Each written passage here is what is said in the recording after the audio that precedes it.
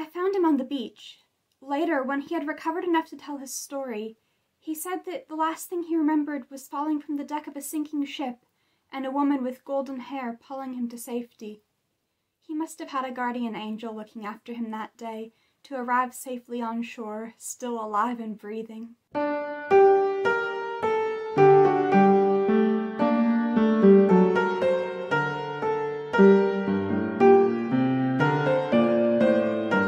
I had no idea that day who he was, but I took care of him.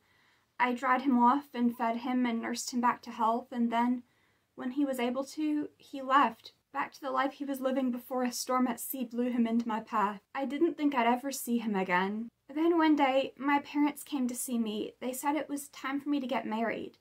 There was no question of to whom. I'd been betrothed since I was a young child. That's just how it is with royalty. I was absolutely heartbroken because I had fallen in love with the handsome shipwreck survivor, but I knew my duty and therefore I agreed to meet with the foreign prince that I was to wed. Little did I know, it was him. He had no idea either. Of course he didn't. The whole point of sending me to grow up in a remote spot by the seashore was that nobody would know I was a princess. I had never told him during the time that we were together, and because he didn't know, he didn't tell me either that he was a prince. There's just one thing I don't understand. He seemed to think that I had saved his life, not just by taking care of him when he washed up on shore, but actually by dragging him out of the waves, diving in after him. Of course, I did no such thing. It must just be confusion, right? People, when they have that kind of near-death experience, they see things and remember things that aren't quite the truth.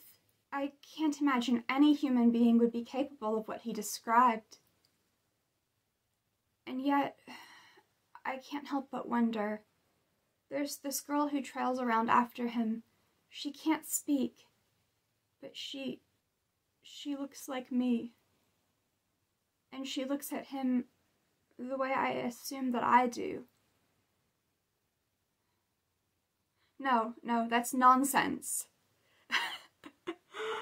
No need to overthink it. I have found my happily ever after, and I couldn't be happier. But still, I wonder.